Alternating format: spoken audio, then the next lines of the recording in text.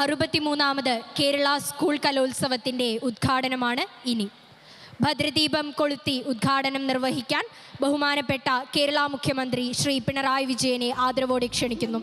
മറ്റ് വിശിഷ്ട വ്യക്തികളും ചടങ്ങിൽ പങ്കുചേരുന്നു.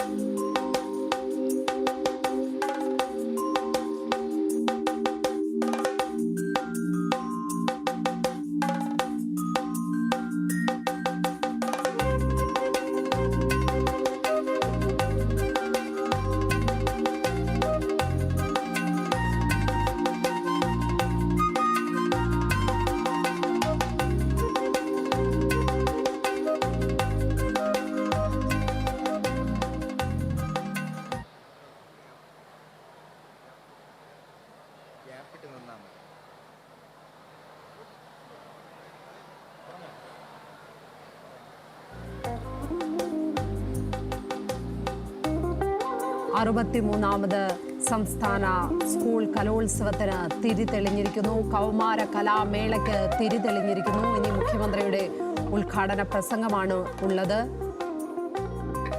വിശിഷ്ടാതിഥികളെല്ലാവരും തന്നെ തിരിതെളിക്കുകയാണ് അവിടെ.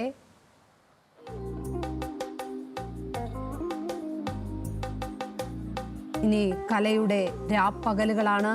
5 ദിവസം നീണ്ടു നിൽക്കുന്ന മേള.